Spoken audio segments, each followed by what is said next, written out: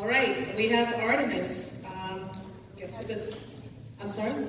No, Artemis. Go ahead. Good evening, Chancellor. Thank you for spending your evening with us tonight.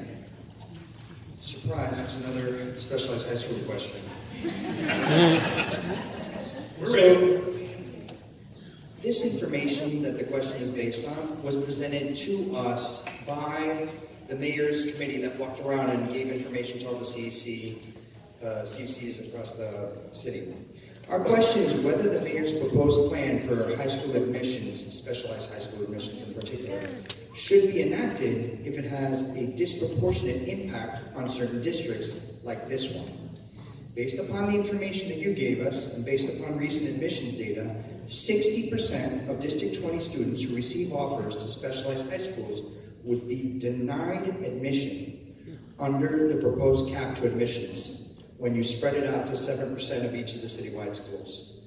In one school of this district, one school only, where 220 offers were made in the past, under the mayor's proposed plan, only 18 students would have been allowed to attend a specialized high school, out of 220 in the past.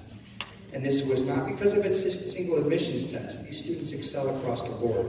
The vast majority of these students carry double fours on all the New York State standardized tests for years. The vast majority of these students have over a 95 average in an honors curriculum for years. And yet, despite these achievements, only 200 of these students would be denied entrance despite their hard work and success across a variety of academic standards and metrics because of the mayor's plan to change things. So given the disproportionate negative impact on our district students who thrive academically in all these academically rigorous environments, and understanding the need to present equal opportunity for everyone to attend a high-quality education in the specialized high schools, would you commit to expanding the number of specialized high schools or creating a second set of high schools that are like screened specialized high schools that have the types of admissions criteria that you described for your daughter? Because the screen programs are successful in Brooklyn, Queens, and elsewhere, and that way you could create something new and give opportunities to more people without destroying something that has worked for generations.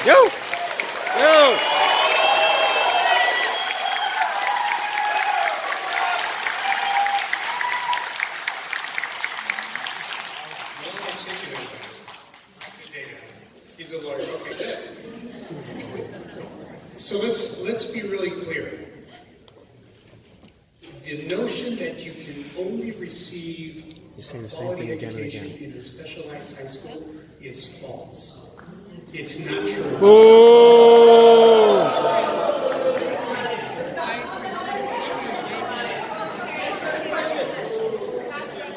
Take down geographic walls. Please, all right, listen, I was hoping I wouldn't have to have this conversation. I really need to, believe it or not, there are a number of other issues that we have parents that are here to hear as well.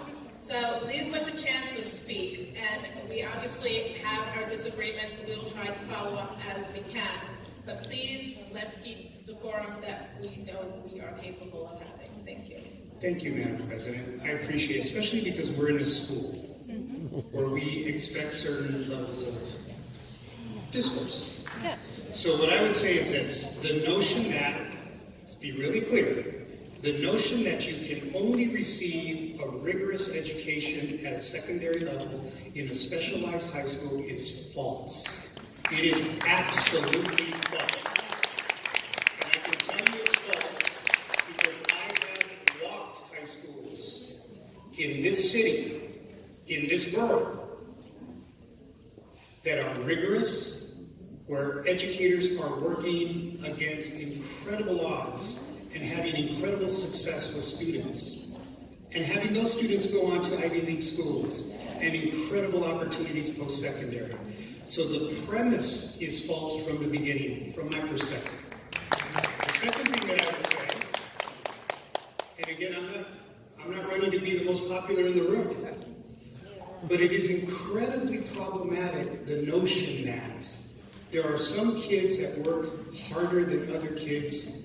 So if you provide opportunity, you're somehow taking something from other kids.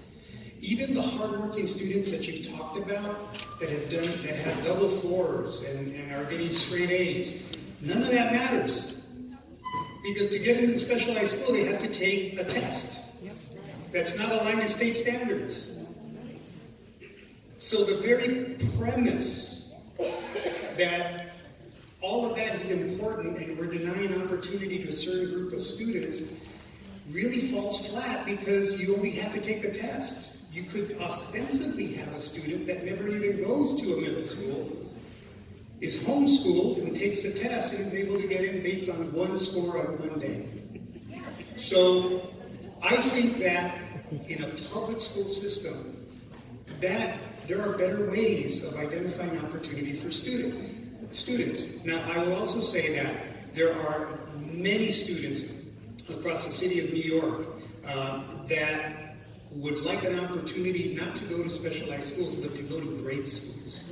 So, if the fact that we have, whether it's students or parents, that somehow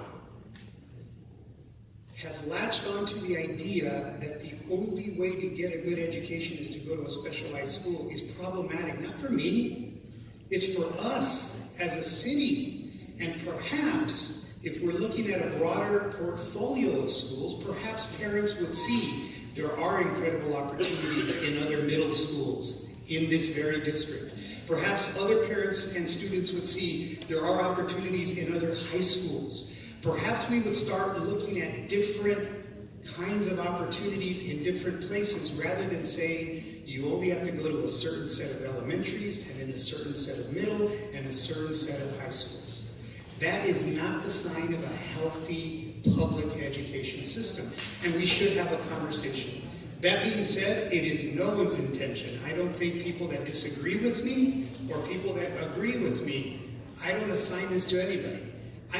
But I do think it's none of our intention to hurt any students. But I do think that through public dialogue, we can get to a better place where we all are actually providing those kinds of opportunities, not guarantees, opportunities for the broadest array of students, who, by the way, will all be New Yorkers, paying taxes, having lively careers in this city, which will support all of us when we get to retirement age anyway. So we have to do well by them as well. I think that's where we really are, to have that kind of a conversation. So respectfully, I